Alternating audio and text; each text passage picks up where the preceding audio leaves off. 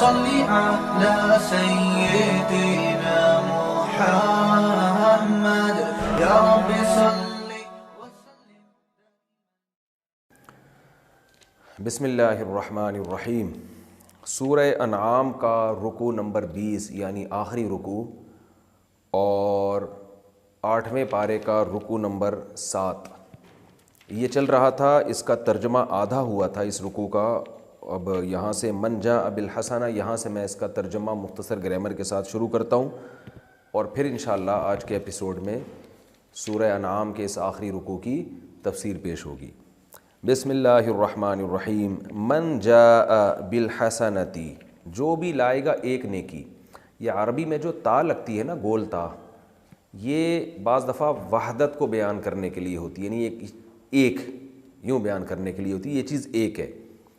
تو من جاء بالحسنتی جو شخص بھی لائے گا ایک نیکی فلہ تو ہے اس شخص کے لیے 10 امثالہا اس نیکی کی مثل 10 یعنی جو ایک نیکی کرے گا تو اللہ کے ہاں اس کا شمار 10 نیکیوں کے برابر ہوگا. ومن جاء بالسیئۃ اور جو لائے گا ایک گناہ. یہ لائے گا ترجمہ میں کیوں کر رہا ہوں. جاء کا معنی ہوتا ہے آنا اور ذہب کا معنی ہوتا ہے جانا. لیکن جاء کے بعد جب با آ جائے تو اس کا معنی آنے کے بجائے بن جاتا ہے لانا اور ذہب کے بعد جب با آ جائے تو اس کا معنی ہوتا ہے لے جانا یعنی جانا کے بجائے لے جانا. ومن جاء بالسیئۃ اور جو لائے گا ایک گناہ فلا یجزا تو نہیں بدلہ دیا جائے گا اس کو الا مثلہا مگر اسی کے مثل یعنی ایک گناہ ایک ہی گناہ لکھا جائے گا اس کو اتنا ہی بدلہ دیا جائے گا. وہم لا یظلمون اور ان پر ظلم نہیں کیا جائے گا. قل اے نبی ان سے کہہ دیجئے اننی بے شک میں ہدانی مجھے ہدایت دی ہے ربی میرے رب نے الی صراط مستقیم ایک سیدھے راستے کی طرف. وہ سیدھا راستہ کیا ہے. دینن وہ ایک دین ہے قیمن بالکل سیدھا مضبوط. مضبوط کا معنی جس کی بیس بڑی مضبوط ہے دلائل کی بیس پہ وہ قائم ہے وہ ہوائی باتوں پہ یا جاہلیت کے رسومات پہ نہیں ہے. تو اس لحاظ سے اس کو قیمن کہا. قائم ہونے سے یہ قائم ہونا کھڑا ہونا نا کوئی چیز مضبوطی سے محکم ہے مضبوط ہے اپنے بنیادوں پہ کھڑی ہوئی ہے. وہ ملت ابراہیم اور وہ کون سا دین ہے. ابراہیم کی ملت ہے. حنیفاً حنیف کا معنی تمام باطل چیزوں سے ہٹتے ہوئے یعنی میرے رب نے میری رہنمائی کی ہے ایک سیدھے راستے کی طرف. وہ سیدھا راستہ ایک ایسا دین ہے جو مضبوط بیس پہ قائم ہے جس کا نام ملت ابراہیم ہے اور وہ دین تمام باطل ادیان سے جدا ہے ان سے ہٹ کے سیدھے راستے کی طرف جا رہا ہے ان کی طرف مائل نہیں ہوتا وہ. وما کان من المشرکین اور ابراہیم مشرکین میں سے نہیں تھے. قل اے نبی ان سے کہہ دیجئے ان صلاتی بے شک میری نماز ونسکی اور میری تمام عبادتیں. نسک قربانی کو بھی کہا جاتا ہے حج کے ارکان کو بھی کہا جاتا ہے اور مطلق کوئی بھی چیز جو عبادت کے طور پہ کی جائے. عبادت کا مفہوم میں پہلے کئی بار بیان کر چکا ہوں. تو یہاں اس کا مفہوم مفسرین زیادہ تر عبادت کے معنی میں کرتے ہیں کہ ایک نماز جیسی عبادت اور کامن جو بھی عبادتیں وہ میری عبادتیں. ومحیایا اور میری حیات یعنی میری زندگی. ومماتی اور میری موت. للہ رب العالمین یہ تمام چیزیں ہیں اللہ کے لیے جو تمام جہانوں کا پالنے والا ہے. لا شریک لہ اس کا کوئی شریک نہیں ہے. وبذالک امرت اور اسی بات کا مجھے حکم دیا گیا. وَأَنَا أَوَّلُ الْمُسْلِمِينَ اور میں فرمانبردار بننے والوں میں سب سے پہلا ہوں. قل کہہ دیجئے اغیر اللہ ابغی ربا کیا اللہ کے علاوہ میں تلاش کروں کسی کو رب. وَهُوَ رَبُّ كُلِّ شَيْءٍ حالانکہ وہ ہر چیز کا پالنے والا ہے. وَلَا تَكْسِبُ كُلُّ نَفْسٍ اور نہیں کمائے گا ہر نفس الا علیہا مگر اپنے خلاف. جو آدمی برائی کر رہا ہے وہ اپنے ہی خلاف کر رہا ہے.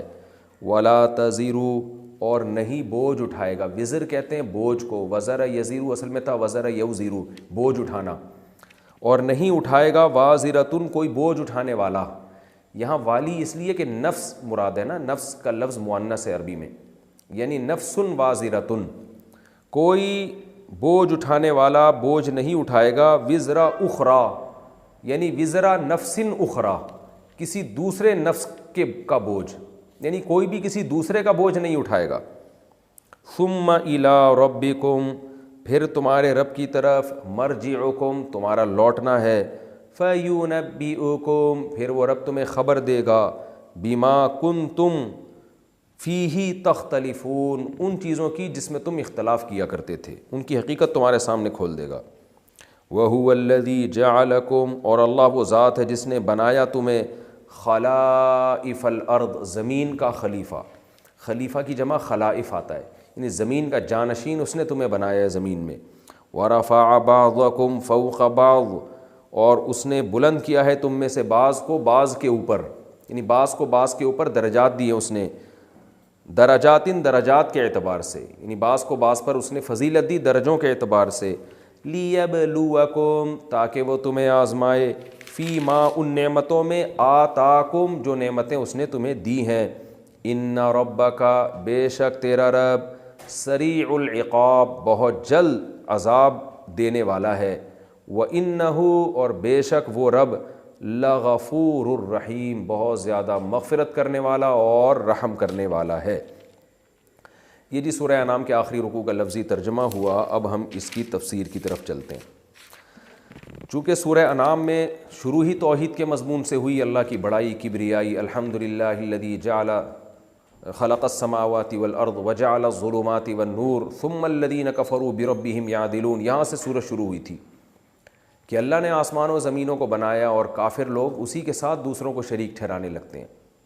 تو سورت کا اختتام بھی اسی مضمون پہ ہو رہا ہے، اس کا خلاصہ پیش کیا جا رہا ہے کہ اسلام کے علاوہ آپ کو جتنے کانسیپٹ نظر آئیں گے وہ کسی ایک نظریے پہ قائم نہیں ہیں، ان کی درجنوں آراء ہیں، درجنوں نظریات ہیں، درجنوں رسومات ہیں. آپ دیکھ لیں آج بھی ہندوؤں میں دیکھ لیں کہ ایک بھگوان نہیں، سینکڑوں بھگوان ہیں، ٹوٹتے چلے گئے ہیں، ٹوٹتے، کیونکہ بیس ہی جب کسی چیز کی مضبوط نہیں ہوتی تو پھر اس میں اختلاف لامحدود ہوتا ہے. تو مشرکین کے بھی درجنوں نظریات تھے، کوئی ایک دین نہیں تھا جس کو سب فالو کر رہے ہوں، اس ایک دین میں بھی درجنوں دین تھے. تو قرآن یہاں ان کی برائی بیان کر رہا ہے. ان الذین فرقوا دینہم، جنہوں نے اپنے دین کو ٹکڑے کر دیا، یعنی جو اصل دین تھا جس پہ چلنے کا ان کو حکم تھا، وہ اصل دین تھا ملت ابراہیم، ابراہیم کی ملت کو فالو کرنا ہے، جس کی بیسک تعلیمات کیا تھیں؟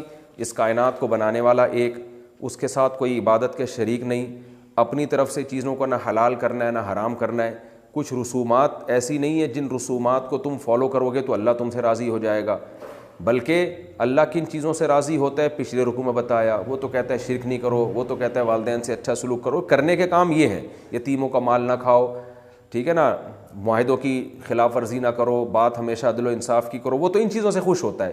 لیکن اللہ فرماتے ہیں اصل دین کو سے انہوں نے انحراف کیا، اس کو جدا کر دیا اپنے عمل سے. وہ جدا کیا کیا؟ مشرکین کی درجنوں جماعتیں بن گئیں. وَكَانُوا شِيَعًا، اور وہ پھر مختلف گروہوں میں بٹ گئے. مختلف گروہ یہی ہیں جو کہ آپ دیکھ لیں کہ جتنے مشرکین ہیں ان کی درجنوں آراء ہیں، بھگوانوں کی درجنوں قسمیں ہیں، رسومات کی درجنوں قسمیں ہیں. تو اے نبی لست منہم فی شیء، آپ ان میں سے کسی بھی چیز میں نہیں ہیں. یہ محاورہ استعمال ہوتا ہے کہ آپ کا ان سے کوئی تعلق نہیں، آپ ان سے برات کا اعلان کر دیں کہ میں ایک ہی دین کو فالو کروں گا جو آدم کے زمانے سے لے کے اب تک چلتا ہوا آ رہا ہے، وہ دین ابراہیم ہے، وہ آدم کا دین، وہ نوح علیہ السلام کا دین، وہ اسماعیل، اسحاق، یعقوب علیہ السلام کا دین، وہ توحید کا دین ہے. اور اس کی بیسک تعلیمات وہ ہیں جو فطرت کو اپیل کرتی ہیں. ہاں ٹھیک ہے، جزیات میں اختلاف ہے، لیکن وہ تو زمانے کے لحاظ سے اللہ نے کچھ احکام تبدیل کر دیے. کسی کو 3 نمازیں دیں، کسی کو 5 نمازیں دیں، کسی کا روزے کا 24 گھنٹے کا روزہ تھا، کسی کو 18 گھنٹے کا روزہ دے دیا. وہ جزیات تو چینج ہو سکتی ہیں لیکن بیسک سب کی ایک ہی ہے کہ خدا کو راضی کرنا ہے اور اپنی زمانے کی رسومات کو بیس نہیں بنانا، اس کی بیس دلیل اور عقل ہونی چاہیے. انما امرهم الی اللہ، تو ان کا معاملہ اللہ کے سپرد ہے، اللہ ان سے پوچھے گا. ثم ینبئهم بما كانوا يفعلون، جو کچھ یہ کیا کرتے تھے اللہ پھر ان کو اس بات کی خبر دے گا کہ تم نے دین برحق سے کیسے انحراف کر کے درجنوں ٹکڑوں میں تم بٹ گئے. جیسے قرآن کی بہت سی آیتوں کا آج کے فرقہ پرستوں نے حشر نشر کیا ہے نا، لیبل یہ لگایا کہ ہم امت کو جوڑ رہے ہیں، لیکن جوڑنے کے نام پہ امت کو توڑنا شروع کر دیا. اور قرآن کی وہ آیتیں جو جوڑ کے لیے تھیں انہی آیتوں کو توڑ کا ذریعہ بنا لیا. تو اس آیت کا بھی آج کے فرقہ پرستوں نے یہی حشر کیا ہے. آپ نے جگہ جگہ بینر لگے دیکھے ہوں گے, ہم تو بچپن میں بہت دیکھتے تھے کہ ایک نیا فرقہ آیا تھا, میں نام نہیں لیتا, اس درس کو میں نہیں ان چیزوں سے آلودہ کرنا چاہتا. فرقے ابھی بھی ہیں, بہت سارے ہیں. وہ کیا لیبل لگاتے ہیں کہ یہ مسلمانوں میں جو 4 مسلک بن گئے, حنفی, شافعی, مالکی, حنبلی, سب کے جدا جدا امام ہیں, تو ہمارا امام تو اصل میں ایک محمد صلی اللہ علیہ وسلم ہے. تو یہ وہ آیت ان پر چسپاں کرتے ہیں کہ انہوں نے اپنے دین کو ٹکڑے ٹکڑے کر لیا اور کیا ہے کہ مختلف گروہوں میں بٹ گئے ہیں. تو پھر اس سے یہ حنفی, شافعی اور یہ سارے مسئلے نکال کے انہوں نے کہا ایک امام ہونا چاہیے, اور وہ ہے ہمارا امام, اور ایک ہماری جماعت ہے جس کا نام مسلم ہے, اور ایک جماعت کو اور ایک امام کو فالو کرو, اور ہمارا امام صرف محمد صلی اللہ علیہ وسلم ہے. تو یہ بھی وہی تحریف ہے قرآن کی جو یہودی کیا کرتے تھے, یحرفون الکلمہ عن مواضعہ, کہ کلام کو اس کے اصل مفہوم سے ہٹا کے اپنے مطلب کا مفہوم پہنا دیا کرتے تھے اس کو. ان لوگوں نے کیا کیا, اس بیس پہ نا کہ یہ 4 فرقے بنے ہوئے ہیں امت میں, حنفی, مالکی, شافعی, حنبلی, تو یہ دیکھو ان الذین فرقوا دینہم, انہوں نے دین کو ٹکڑے کر دیا ہے, دین تو ایک ہی ہے. اس کے نتیجے میں انہوں نے 5واں فرقہ ایجاد کر لیا, اور پھر کسی نے 6ٹھا ایجاد کر لیا. تو امت متحد تو نہ ہوئی نا, امت کو تو آپ نے 6ٹھے, 7ویں, 8ویں, 10ویں اور پتہ نہیں درجنوں فرقے قرآن و حدیث کے نام پہ اس آیت کی بیس پہ بن چکے ہیں. تو میں نے جو اس کی تفسیر کی ہے اس میں آپ سمجھ گئے ہوگے اس سے مراد کیا ہے کہ دین کی جو بیس ہے, دین کی جو اصل تعلیمات ہیں, ان اصل تعلیمات سے جو انحراف کرے گا وہ اس آیت کا مصداق ہوگا. فروعی مسائل میں اختلاف اس آیت میں داخل نہیں ہے کیونکہ وہ تو صحابہ کرام میں موجود تھا. تو فروعی مسائل کی بیس پر آپ کسی مجتہد کو, کسی مفتی کو, کسی محدث کو, کسی فقیہ کو فالو کرتے ہیں تو اس کو مجازاً امام کہا جاتا ہے. اصل امام تو رسول اللہ صلی اللہ علیہ وسلم ہی ہیں. جیسے ہم حدیث میں امام بخاری کو امام کہتے ہیں, تو ایسے ہی فقہ میں امام ابو حنیفہ کو امام کہتے ہیں, کوئی امام شافعی کو امام کہتے ہیں. تو اس کا یہ مطلب نہیں ہے کہ آپ نبی صلی اللہ علیہ وسلم کو امامت سے خارج کرنے. اصل امام تو وہ نبی صلی اللہ علیہ وسلم ہی ہیں. تو آپ کی احادیث کی تشریحات میں اگر اختلاف ہوگا تو کوئی ایک امام کی رائے کو فالو کر رہا ہے اس تشریح میں, کوئی دوسرے امام کی رائے کو فالو کر رہا ہے, تو اس فالو کرنے کو فرقواریت نہیں کہتے. یہ تو قرآن و سنت سے ثابت ہے. یہ تو صحابہ کے دور میں بھی ہوا ہے. کسی نے ایک کی رائے کو فالو کیا. اہل مکہ عبداللہ بن عباس کی رائے کو فالو کیا کرتے تھے صحابہ کے دور میں. کوفہ والے عبداللہ بن مسعود کی رائے کو فالو کیا کرتے تھے, گویا انہوں نے عبداللہ بن مسعود کو امام بنایا ہوا تھا اپنا. تو یہ تو اس دور میں بہت تھا, یہ تو آج بھی ہے اور یہ ہمیشہ رہے گا. اسی بیس پر پھر رائے میں اختلاف ہوا. کسی نے کہا رفع الیدین کرو, کسی نے کہا نہیں کرو, کسی نے کہا امام کے پیچھے فاتحہ پڑھو, کسی نے کہا نہیں پڑھو. ان سب کا بیسک مقصد اللہ کو راضی کرنا. جس کے پاس جو حدیث پہنچی اور جو اس کی سمجھ میں آیا اس نے اس پہ فتویٰ دیا. تو یہ جو اس بیس پہ جو اختلاف ہے یہ قطعاً اس فرقواریت میں داخل نہیں ہے جس سے قرآن منع کر رہا ہے, جس سے حدیث منع کر رہی ہے. اس میں وہ اہل بدعت مراد ہیں جو اہل سنت والجماعت سے خارج ہیں, جنہوں نے اسلام کی بیسک تعلیمات بیس کو ہی چینج کر دیا. جنہوں نے, جیسے آج بہت سے اہل بدعت ایسے ملیں گے جن میں امامت کا یہ عقیدہ ہے. امام کا ان کی نظر میں امام جو ہے نا, جس کو وہ امام مانتے ہیں, وہ امام قرآن و حدیث کے خلاف بھی بات کر سکتا ہے. کہتے ہیں وہ اگر قرآن و حدیث کے خلاف بھی جائے گا تو بھی ہم نے اس کو فالو کرنا ہے, حالانکہ یہ اسلام میں نہیں ہے. تو اس طرح بدعت, جنہوں نے تقدیر کا انکار کیا اہل بدعت میں, جنہوں نے اللہ کی رؤیت کا انکار کر دیا کہ اللہ کو دیکھنا ممکن ہی نہیں ہے آخرت میں بھی, بہت ساری احادیث کا انکار کر دیا. حضرت علی کے دور میں کچھ خوارج وجود میں آئے تھے جنہوں نے حضرت علی کی خلافت کا انکار کر دیا قرآن کی آیت کا بہانہ بنا کے, حالانکہ خلافت اور حکومت تو یہ تو قرآن و سنت سے ثابت ہے. تو اس طرح کے وہ فرقے جنہوں نے دین کی بنیادیں ہلا دی ہیں وہ یقیناً اس میں داخل ہیں. سب سے پہلے تو اس میں مشرکین مکہ داخل ہیں جنہوں نے حضرت ابراہیم کے دین میں تحریفات کرتے کرتے درجنوں نئے دین بنا لیے. ابراہیم علیہ السلام کے دین کی تو بیس ہی توحید پر تھی. مشرکین مکہ کے دین کی بیس توحید نہیں بلکہ اس کی بیس ہی شرک پر تھی, تو جڑ سے ہی ختم ہو گئے. تو سب سے پہلے اس میں مشرکین مکہ داخل ہیں. پھر اسلام میں پیدا ہونے والے وہ 72 فرقے ہیں جن میں نبی صلی اللہ علیہ وسلم نے فرمایا کہ 72 کے 72 جہنم میں اور ایک فرقہ جنت میں جائے گا. وہ فرقہ کون سا ہوگا؟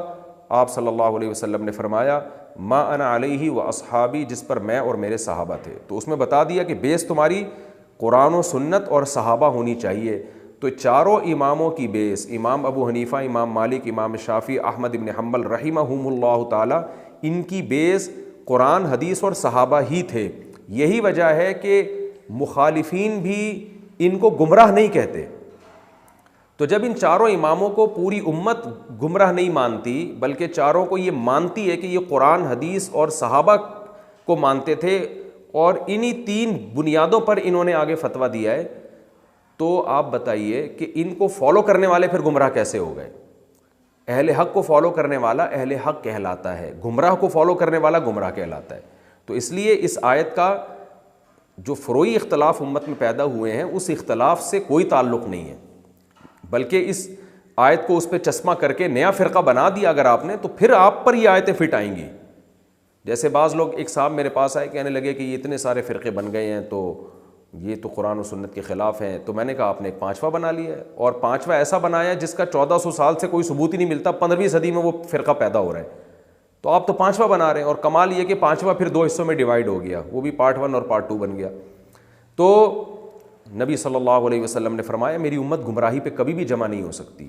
تو آپ کو علماء اگر صدیوں تک ملیں گے تو انہی 4 مکاتب فکر ہی کے ملیں گے. کچھ حنفیہ ہیں, کچھ مالکیہ ہیں, کچھ شوافع ہیں, کچھ حنابلہ ہیں, اور چاروں کی بیس قرآن و سنت ہی پر ہے.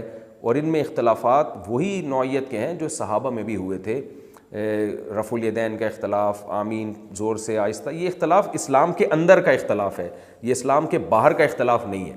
تو اس لیے اس پر یہ آیتیں چسپاں کرنا یہ بہت بڑی جہالت اور گمراہی کی بات ہے جو آج کل لوگ کر رہے ہیں, اور اس سے امت میں آگ لگا رہے ہیں. وہ تو فرمایا جنہوں نے دین برحق سے اختلاف کیا اور پھر ٹکڑوں میں بٹ گئے, لست منہم فی شیء, اے نبی آپ کا ان سے کوئی تعلق نہیں ہے.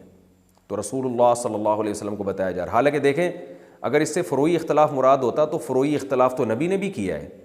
یعنی اسلام میں جو فروعی مسائل ہیں وہ یہود و نصارہ سے مختلف ہیں. اسلام میں 5 نمازیں ہیں, یہود و نصارہ میں 5 نہیں تھیں, 3 تھیں, 2 تھیں, کسی میں زیادہ 3 کا ثبوت ملتا ہے ہمیں. ان کے رمضان, ان کے روزوں کے مہینے الگ تھے, لیکن پھر بھی اس پورے دین کو, چاہے وہ یہودیوں کا ہو, چاہے وہ عیسائی کا ہو, چاہے وہ اسلام کا ہو, چاہے وہ نوح علیہ السلام کا ہو, قرآن ملت واحدہ کہتا ہے, ایک ہی دین کہتا ہے. تو اس سے پتہ چلا کہ اصل کو دیکھا جائے گا کہ آپ مقصد آپ کا قرآن و سنت کو فالو کرنا ہے یا نہیں ہے, پیغمبر کو فالو کرنا ہے یا نہیں. اگر آپ پیغمبر کو فالو کر رہے ہیں تو پھر اگر آپ کی رائے میں اختلاف ہو بھی جاتا ہے تو وہ پھر بھی وہ اللہ اس کو ایک ہی ملت قرار دیتا ہے, ایک ہی دین قرار دیتا ہے, اس کو ملت ابراہیمی اللہ قرار دیتا ہے. تو اے نبی ان لوگوں سے جنہوں نے دین برحق سے اختلاف کیا, لست منہم فی شیء, آپ کا ان سے کوئی تعلق نہیں ہے. انما امرہم الی اللہ, ان کا معاملہ اللہ کے سپرد ہے. ثم ینبئہم بما کانوا یفعلون, جو کچھ یہ کر رہے ہیں اللہ ان کو اس کی خبر دے گا. من جاء بالحسنہ, اور اللہ نے ایک قاعدہ اصول بیان کیا سورہ انعام کے اختتام پہ کہ اتنی ساری نیکیاں ہم نے بیان کی, یہ کرو یہ ثواب ہے, یہ نہ کرو یہ گناہ ہے. تو اللہ ایک اصول بیان کر رہا ہے ہمیں موٹیویٹ کرنے کے لیے. من جاء بالحسنہ, جو بھی ایک نیکی لے کر آئے گا, فَلَهُ عَشْرُ أَمْثَالِهَا, اس کو 10 گنا زیادہ اجر ملے گا. وَمَنْ جَاءَ بِالسَّيِّئَةِ, اور جو برائی لے کر آئے گا, فَلَا يُجْزَى إِلَّا مِثْلَهَا, تو اسے اسی کے بقدر سزا دی جائے گی. وَهُمْ لَا يُظْلَمُونَ, ان پر زیادتی نہیں کی جائے گی کہ گناہ ایک کریں اور لکھا 10 جائے, ایسا نہیں ہوگا. جتنی سزا اللہ نے اس گناہ کی لکھی ہوئی ہے وہی ملے گی, جبکہ نیکی کی جو سزا لکھی ہوئی ہے اللہ کم سے کم 10 گنا ہر ایک کو دے گا. احادیث میں آتا ہے کہ یہ تو کم سے کم ہے, بعض دفعہ اللہ اس کا اجر اور زیادہ بڑھا دیتے ہیں. رمضان میں اجر بڑھ جاتا ہے, جمعے کے دن اجر بڑھ جاتا ہے, رات کے آخری حصے میں اجر بڑھ جاتا ہے, آپ کے اخلاص کی وجہ سے وزن بڑھ جاتا ہے. یہ بہت سارے طریقے اور بھی ہیں جن سے نیکی کا میں اضافہ ہوتا رہتا ہے. قل اننی ہدانی ربی, کیونکہ سورہ انعام میں توحید بہت زیادہ بیان ہوئی ہے, تو اللہ تعالیٰ رسول اللہ صلی اللہ علیہ وسلم سے کہہ رہے ہیں کہ آپ اعلان کر دیں کہ میں شرک کے راستے پر نہیں, میری تمام تر توجہات خدا کی طرف ہے. وہ کیا ہے؟ اننی ہدانی ربی, میرے رب نے مجھے ہدایت دے دی ہے. میں جس قوم میں, یہ کیونکہ مکہ میں نازل ہوئی ہے نا سورت, تو چاروں طرف بت پرستی اور مشرکین, چاروں بلکہ پوری دنیا میں. عیسائی بھی شرک کیا کرتے تھے, عیسیٰ علیہ السلام کو اللہ کا بیٹا کہتے تھے. تو جب یہ آیتیں پیش کی جا رہی ہیں تو نبی صلی اللہ علیہ وسلم تنہا تھے, چند لوگ آپ کے ساتھ ایمان لائے تھے.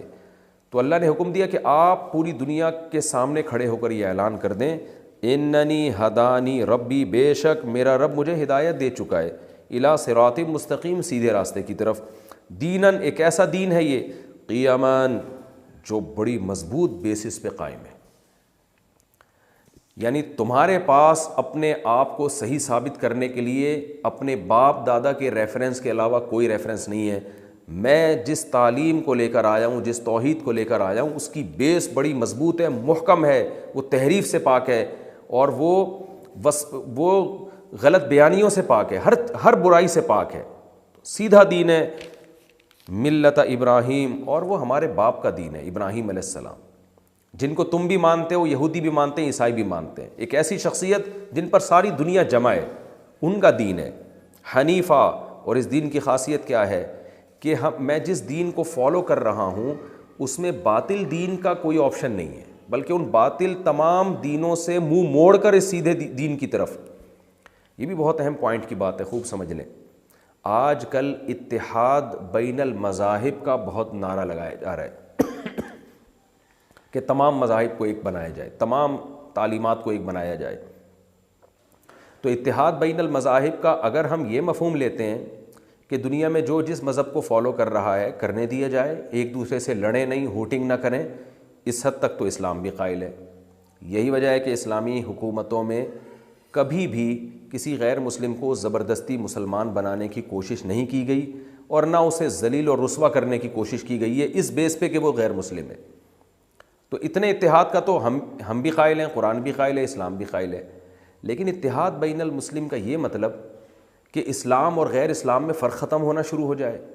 مسلمان ہندوؤں کے تہواروں کو انجوائے کرنا شروع کر دیں، مسلمان کرسمس منانا شروع کر دیں، ہندو آپ کی مسجدوں میں آئیں، آپ ان کے مندروں میں جائیں، عیسائی آپ کے ہاں 2-4 نمازیں پڑھ لیا کریں تو آپ اتوار کو ان کے ہاں جا کے بھی چرچ میں کچھ عبادت کر لیا کریں.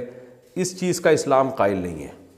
کیوں؟ اسلام کہہ رہا ہے حنیفاً، تمام باطل ادیان سے ہٹ کے سیدھے راستے پہ چلنا ہے. ایسا سیدھا راستہ اللہ کو قبول نہیں ہے کہ ادھر بھی چل رہے ہیں تو 2-4 قیام و طعام کے لیے آپ دائیں بائیں بھی مڑتے جا رہے ہیں کہ چلو جی ہم ویسے 5 ٹائم نمازیں تو پڑھتے ہیں، تو چلو آج ہندوؤں کو خوش کرنے کے لیے آج ہم مندر میں جا کے کسی بھگوان کی بھی تھوڑی دیر پوجا کر لیں تو کیا جا رہا ہے، تاکہ وہ دین کے قریب آ جائیں اور آپس میں ایک اتحاد کا ایک مظاہرہ ہو جائے. نا نا نا نا نا. قرآن جس چیز کو غلط کہہ رہا ہے وہ A to Z غلط ہے. آپ کا ایک موقف ہے، آپ اس پر قائم ہیں. آج بہت سے لوگ ہمیں تنگ کرتے ہیں، پوچھتے ہیں کہ ہم بھی کیا کرسمس کیوں نہیں منا سکتے، ہم ان کو سیلیبریٹ کیوں نہیں کر سکتے، ہم ہندوؤں کی ہولی کیوں نہیں منا سکتے. انہی آیتوں کی بیس پر علماء نے کہا ہے کہ کسی قوم کی مذہبی رسومات میں آپ کو شرکت کی اجازت نہیں ہے، کیونکہ مذہب سے آپ نے زبان سے بھی برات کا اعلان کرنا اور اپنے عمل سے بھی برات کا اعلان کرنا ہے. عمل سے بھی. اس کی مثال ایسے ہے جیسے ایک آدمی شراب بیچ کے پیسہ کماتا ہے. اگر آپ سے پوچھا جائے گا کہ اس کی آمدن حلال ہے حرام، آپ زبان سے بھی کہیں گے حرام ہے، لیکن آپ زبان سے تو کہہ رہے ہیں حرام ہے، مگر وہ شراب بیچ کے جو پیسہ کمایا اس سے آپ کو چائے پلا رہا ہے، اس سے آپ کو کھانا کھلا رہا ہے، اور آپ وہ کھانا کھا رہے ہو. تو لوگ پوچھیں گے نا کہ فتویٰ دیتے ہوئے تو یہ حرام ہے، تو کیا یہ نوالا آپ کے لیے حلال ہو گیا؟ اب آپ ایسے موقع پہ یہ جواب دیں کہ جی میں جوڑ پیدا کرنے کے لیے، میں لوگوں کو قریب لانے کے لیے اس کا کھانا کھا رہا ہوں. تو عقل مند آدمی کیا کہے گا کہ بھائی کیا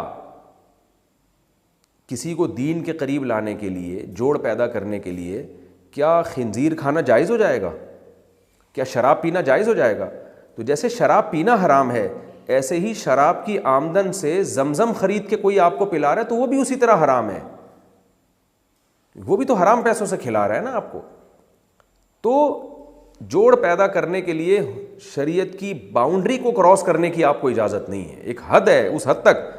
تو کرسمس میں غیر مسلموں کے ساتھ شریک ہو جانا، ہولی میں ہندوؤں کے ساتھ شریک ہو جانا، یا ان کے چرچ جا کے عبادت کرنا، یا آپ ہندوؤں کے مندر جا کے عبادت کرنا شروع کر دیں، یہ شریعت میں اجازت نہیں ہے. کیونکہ آپ جب ان کے مذہب سے براءت کا اعلان کرتے ہیں، میں بری الذمہ ہوں، تو پھر زبان سے بھی کرنا ہے، اپنے عمل سے بھی کرنا ہے. ہاں ویسے آپ ان سے اچھا سلوک کریں، جیسے کہ قرآن میں 28ویں پارے میں اللہ کا حکم ہے، لا ینہاکم اللہ عن الذین لم یقاتلوکم فی الدین ولم یخرجوکم من دیارکم ان تبروہم، کہ جو غیر مسلم تم سے لڑتے نہیں ہیں، تمہیں تمہارے گھروں سے انہوں نے نکالا نہیں، تم پہ ظلم نہیں کر رہے، تو ان سے اچھا سلوک کرو. اس اچھے سلوک سے اللہ منع تمہیں نہیں کرتا. تو اچھا سلوک الگ چیز ہے، غیر مسلم پہ بھی صدقہ کیا جاتا ہے، غیر مسلم پڑوسی ہے اس کو ہدیے دیے جاتے ہیں، اس کی بیمار کی عیادت کی جاتی ہے، اس کا خیال کیا جاتا ہے، یہ سب چیزیں قرآن و سنت سے ثابت ہیں۔ مذہبی رسم میں شرکت کی قطعاً اجازت نہیں۔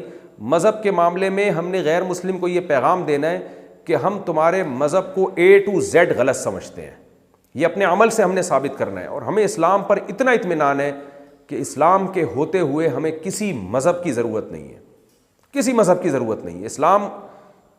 اسلام میں اتنا کانفیڈنس ہے، اسلام اپنے آپ کو برحق کہنے میں بہت زیادہ پر اعتماد ہے، 2 اور 2 4 کی طرح اسلام کہتا ہے میں صحیح ہوں۔ اس لیے جہاں بھی آپ دیکھیں نا ملت ابراہیم کا لفظ آیا وہاں حنیفہ کا لفظ بھی آیا ہے، کہ حنیفہ کا مطلب باقی چیزوں سے ہٹنا ہے۔ اس کی ایک اور مثال میں سمجھاؤں کہ ہمارا جو کلمہ ہے نا وہ لا الہ سے شروع ہوتا ہے، الا اللہ بعد میں ہے، لا الہ الا اللہ، اللہ کے سوا کوئی عبادت کے قائل لائق نہیں ہے مگر اللہ ہے، صرف اللہ ہے۔ تو اس میں نفی پہلے ہے، اگر یوں کہہ دیا جاتا کہ اللہ عبادت کے لائق ہے تو اس میں تھوڑا سا وہم ہو سکتا تھا کہ اللہ تو ہے، دوسرے بھی ہیں، دوسروں کی نفی پہلے کی گئی ہے۔ تو یہاں بھی یاد رکھیں اسلام برحق ہے، دوسرے برحق نہیں ہیں، یہ پہلے بولنا پڑے گا آپ کو۔ یہی وجہ ہے کہ جب کوئی غیر مسلم اسلام قبول کرتا ہے تو علماء کہتے ہیں کہ صرف اتنا کافی نہیں ہے کہ وہ یہ کہہ دے کہ میں اسلام قبول کر رہا ہوں، وہ جس مذہب سے پہلے تعلق رکھتا تھا اس کو غلط بھی قرار دے گا کہ میں اس مذہب کو ترک کر رہا ہوں، میں اس مذہب کو چھوڑ رہا ہوں، میں اس کو غلط سمجھتا ہوں۔ جیسے عیسائی اگر اسلام قبول کرتا ہے تو اس سے یہ کہلوایا جاتا ہے کہ میں اس بات کا اعتراف کرتا ہوں کہ عیسیٰ ابن مریم اللہ کے بیٹے نہیں ہیں۔ صرف اتنا کافی نہیں ہے کہ وہ کہہ دے کہ میں مسلمان ہوں، وہ یہ اعلان کرے گا کہ میں مانتا ہوں کہ عیسیٰ علیہ السلام اللہ کے بیٹے نہیں ہیں۔ قادیانی اسلام قبول کرے گا تو صرف اتنا کافی نہیں ہے کہ میں قادیانی ہوں، وہ اقرار کرے گا کہ میں مانتا ہوں کہ نبی آخری نبی ہے رسول اللہ صلی اللہ علیہ وسلم، اور مرزا غلام احمد قادیانی جھوٹا ہے، کذاب ہے، دجال ہے، یہ الفاظ اپنی زبان سے دہرائے گا۔ تو یہ حنیفہ کے لفظ سے علماء نے استدلال کیا ہے کہ آپ کو مسلم ہے تو مسلم ہے، آپ کو اس پہ فخر ہونا چاہیے، آپ کو اس پہ اطمینان ہونا چاہیے، ادروائز آپ کا اسلام اللہ کی نظر میں قبول نہیں ہے۔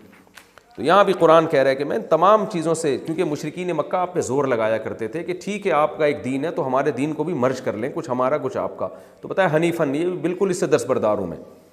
وما کان من المشرکین، اور ابراہیم مشرکین میں سے نہیں تھے۔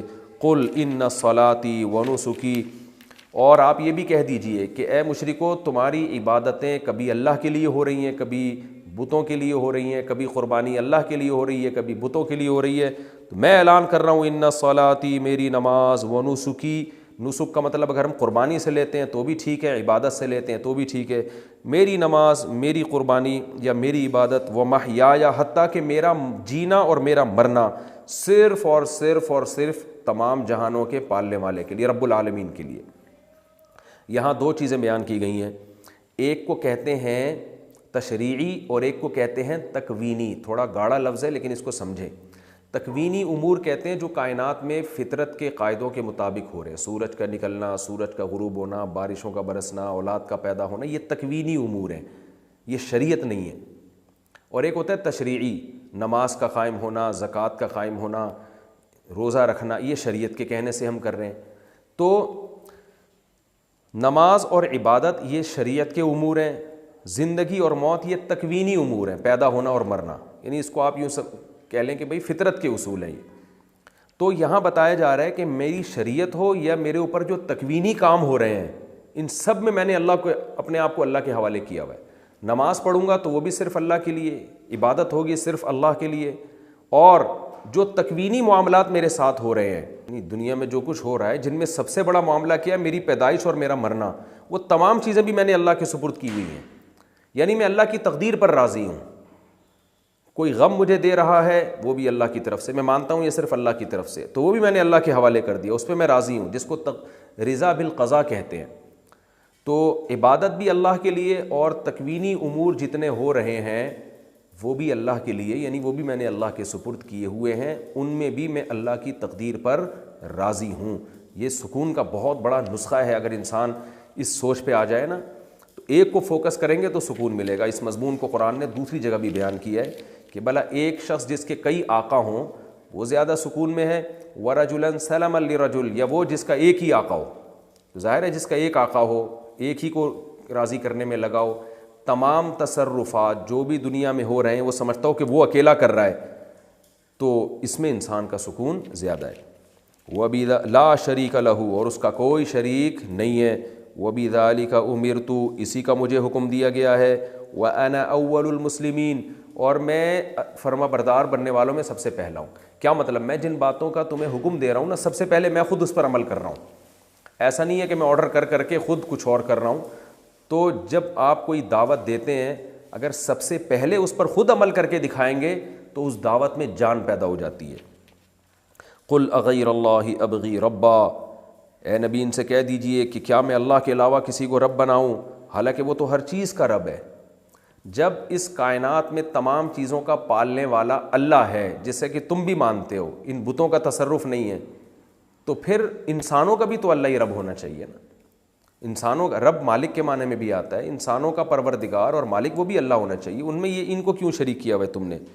وَلَا تَكْسِبُ كُلُّ نَفْسٍ إِلَّا عَلَيْهَا. رہا یہ مسئلہ، کیونکہ مشرکین یہ بھی کہا کرتے تھے کہ تم ہمارے کہنے پر شرک کر لو تو اگر تمہیں قیامت میں گناہ ملا تو ہم تمہارا بوجھ اٹھا لیں گے.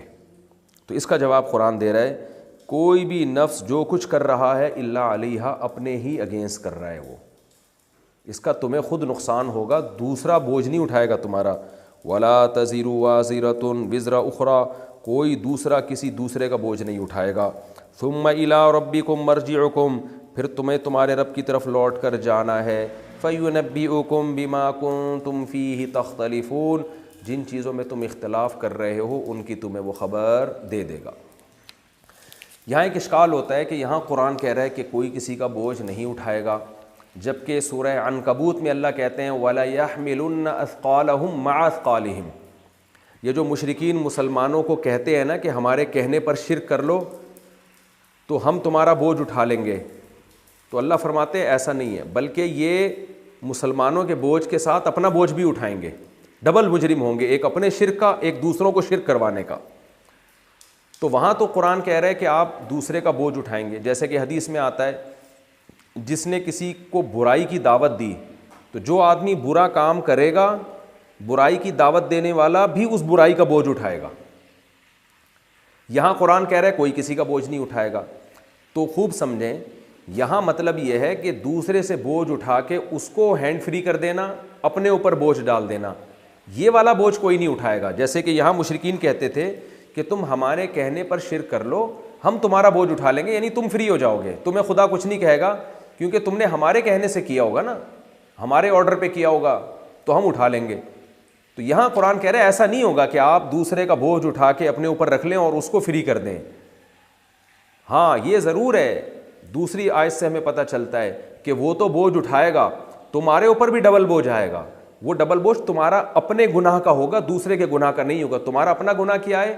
ایک تو شرک، ایک دوسرے کو شرک کی دعوت دینا. تو یہ دعوت دینے کا بوجھ تمہارا اپنا جرم ہے، یہ تمہیں اٹھانا پڑے گا.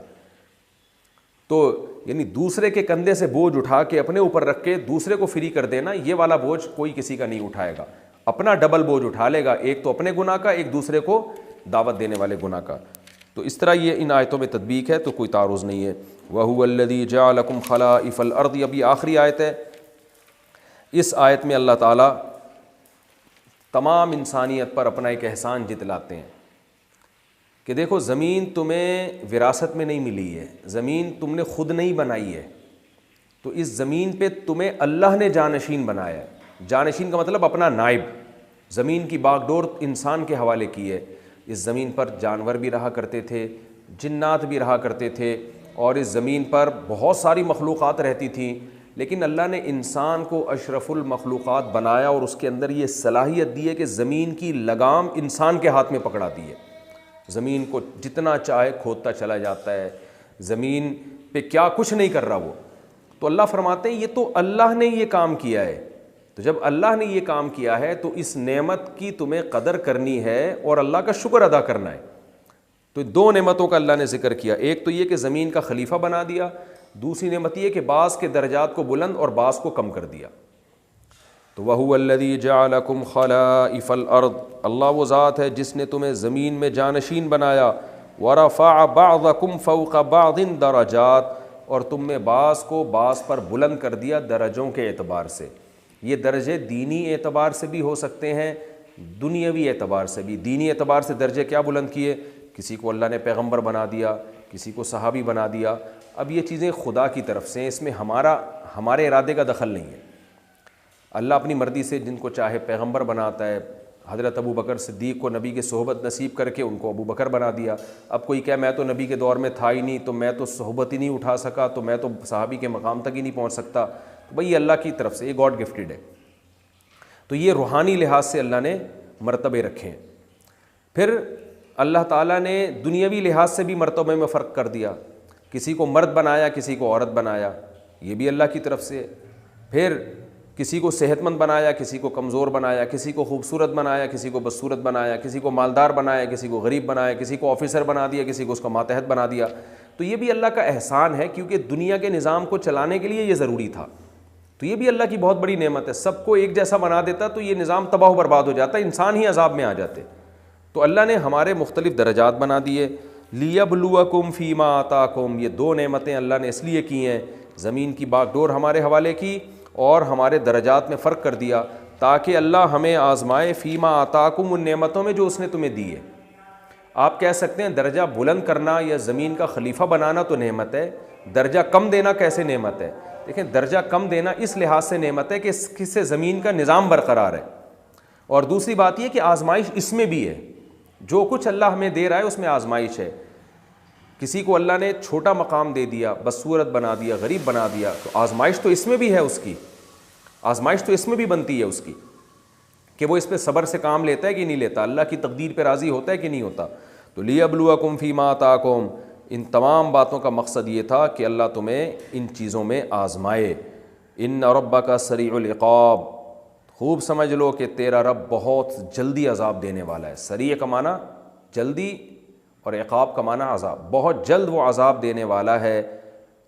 لیکن اگر تم توبہ کر لیتے ہو، برائیوں سے باز آ جاتے ہو، وَإِنَّهُ لَغَفُورٌ الرحیم، تو وہ بہت زیادہ معاف کرنے والا اور اپنے بندوں پر رحم کرنے والا بھی ہے۔ تو اللہ نے اپنی ان تین باتوں کے ساتھ اس صورت کو ختم کیا۔ ایک تو یہ کہ اس زمین میں تمہارا مقصد آزمائش ہے، کیونکہ جب انسان یہ سمجھتا ہے کہ میں آزمائش کے لیے نہیں ہوں تو من مانی زندگی گزارتا ہے، جیسے کہ آج کل لوگ گزار رہے ہیں۔ تو سورت کے اختتام میں اللہ نے بتایا کہ آزمانے کے لیے تمہیں پیدا کیا ہے، اور آزمائش کے بعد سزا بھی ہوگی، اور اگر آزمائش میں پورا اترتے ہو تو مغفرت اور رحم بھی ہوگا۔ تو اپنی ان دو صفات کے ساتھ اللہ نے سورت کو ختم کیا، کہ یہ نہ سمجھو کہ اللہ سورہ انعام نازل کر کے غافل ہو گیا ہے۔ ان ربک لسریع العقاب، بہت جلد وہ عذاب دینے والا ہے، موت کے بعد ہی برزخ میں عذاب شروع ہو جاتا ہے۔ وَإِنَّهُ لَغَفُورٌ الرحیم، لیکن مایوس ہونے کی بھی ضرورت نہیں ہے، اللہ دھمکیاں نہیں دے رہا تمہیں۔ اگر تم اللہ کی طرف آ جاتے ہو تو مغفرت کرنے والا بھی ہے، جو کچھ ہو چکا سب معاف کر دے گا۔ رحیم صرف معاف نہیں کرے گا بلکہ اضافی بھی دے گا، رحم بھی کرے گا تمہارے اوپر۔ یہ ہماری الحمدللہ سورہ انعام اختتام تک پہنچی ہے، اور یہ رکوع بھی بہت اہم ہے۔ وقت ہمارا ابھی تھوڑا سا باقی ہے، لیکن میں سمجھتا ہوں کہ اب ہم اگلی صورت اگلے ایپیسوڈ میں شروع کریں تو زیادہ اچھا ہے۔ تو انشاءاللہ اب ہم اگلے ایپیسوڈ میں اس کا تھوڑا سا میں پہلے خلاصہ پیش کر دوں۔ اس میں اللہ نے بتایا کہ دین برحق ایک ہی دین ہے جس کو تم سب نے فالو کرنا ہے، اور وہ ہے اسلام۔ اور اس میں جو اصولی اختلاف کر کے لوگوں نے فرقے بنا لیے، کتاب السنت کو حجت ہی نہیں سمجھتے، تو بدعتوں کی بنیادیں رکھ لیں۔ تو اچھا، ایک اہم پوائنٹ کی بات جو اس وقت رہ گئی تھی ابھی میں پیش کر دوں۔ یہ جو حدیث میں آتا ہے نا کہ 73 فرقے ہوں گے جن میں 72 جہنم میں اور ایک جنتی، تو ان 73 میں نبی صلی اللہ علیہ وسلم نے کیا فرمایا؟ جو میرے اور میرے صحابہ کے راستے پر ہوگا۔ تو یہاں بھی علماء نے لکھا ہے کہ اب اس میں بحث ہوئی ہے کہ وہ 72 کیا ہمیشہ جہنم میں رہیں گے یا ایک دن جہنم سے نکل آئیں گے؟ تو راجح قول کے مطابق یہ 72 چونکہ ہوں گے اسلام کے اندر ہی، تو اور یہ عقیدہ توحید یا اسلام کی انہوں نے بدعتیں تو بہت ساری ایجاد کر لی ہوں گی، یعنی دو رائے ہیں اس میں۔ بعض تو کہتے ہیں کہ یہ وہ ہوں گے جو اسلام کا لیبل لگاتے ہوں گے لیکن ہوں گے اسلام سے خارج، جیسے قادیانی فرقہ ہے، تو لہذا یہ ہمیشہ جہنم میں جلیں گے۔ اور بعض نے یہ کہا کہ نہیں، یہ اسلام کے اندر کے فرقے ہیں، تو اس میں وہ فرقے داخل نہیں ہیں جو اتنا انحراف کریں کہ اسلام سے ہی نکل جائے، بلکہ جو قرآن و سنت کو حجت ہی نہیں مانتے تھے لیکن عقیدے میں بہرحال اسلام کو فالو کرتے تھے، جیسے بدعتی لوگ ہیں یا اس ٹائپ کے جو لوگ ہیں جنہوں نے اسلام میں نئی نئی چیزیں ایجاد کر لیں، بدعتیں، ہر بدعت کے پیچھے قرآن و سنت کا لیبل لگا ہوتا ہے اور بدعتوں میں انحراف کرتے کرتے کہاں کہاں چلے گئے ہیں وہ، تو ایسے فرقے مراد ہیں، ایسے 72 فرقے پیدا ہوں گے، لہذا ان کے مطابق بھی اس میں قادیانی داخل نہیں ہوں گے کیونکہ وہ تو اسلام سے بالکل ہی خارج ہیں، تو ان کے مطابق یہ جو 72 جہنمی ہوں گے، پھر یہ ہمیشہ جہنم میں نہیں رہیں گے۔ وجہ اس کی یہ کہ اسلام کے جو توحید ہے اور عقیدہ رسالت ہے یا عقیدہ تقدیر ان کو مانتے تھے، انہوں نے عملی لحاظ سے بہت ساری بدعتیں ایجاد کر لی تھی، تو بدعتی لوگ اس میں داخل ہوں گے تو وہ ایک دن جہنم سے نکل آئیں گے پھر۔ تو یہ دونوں رائے اس میں بیان کی گئی ہیں، چونکہ ان الذین فرقوا دینہم میں یہ بھی اس کا مفہوم میں بہرحال یہ بھی داخل ہے، اس لیے میں نے اس کو بیان کر دیا۔ اللہ تعالیٰ سے دعا ہے کہ سورہ انعام میں ہم نے جو کچھ پڑھا سنا، اللہ ہمیں عمل کی توفیق عطا فرمائے اور عقیدہ توحید میں اللہ ہمیں مضبوطی دکھانے کی توفیق عطا فرمائے۔ آپ نے دیکھا سورہ انعام میں اللہ نے اپنی کبریائی بیان کی ہے، اور اس کا خلاصہ اس آیت میں اللہ نے بیان کیا، ان صلاتی و نسکی و محیای و مماتی للہ رب العالمین۔ یہ آیت بار بار پڑھا کریں، اس میں بڑا مزہ آتا ہے۔ میری نماز، میری قربانی، میرا جینا مرنا سب اللہ کے لیے، اس کا کوئی شریک نہیں ہے۔ یہ بار بار یہ پڑھا کریں، اس سے بڑا سکون ملتا ہے۔ میرا تجربہ ہے، نماز پڑھے، اللہ میری نماز، میرا روزہ سب تیرے لیے ہے، تیرے علاوہ ہم کسی کو معبود نہیں مانتے، ہم کسی کو ایسا اتنا پروٹوکول نہیں دیتے کہ اس کے لیے عبادت شروع کر دیں، تو جینا مرنا اور ہر کچھ سب کچھ تیرے لیے، تو اس سے بڑا سکون ملتا ہے، اس آیت کا ورد کرنے سے بڑا سکون ملتا ہے۔ تو یہ خلاصے کے طور پہ اللہ نے بیان کی ہے۔ اللہ ہمیں سمجھنے کی، عمل کی توفیق عطا فرمائے۔ اگلے ایپیسوڈ میں انشاءاللہ میں 8ویں پارے کا رکوع نمبر 8 پیش کروں گا، اور سورہ اعراف کا پہلا رکوع انشاءاللہ آپ کے سامنے پیش ہوگا۔ اللہ تعالی ہم سب کو سمجھنے کی، عمل کرنے کی توفیق عطا فرمائے۔ وما علینا الا البلاغ۔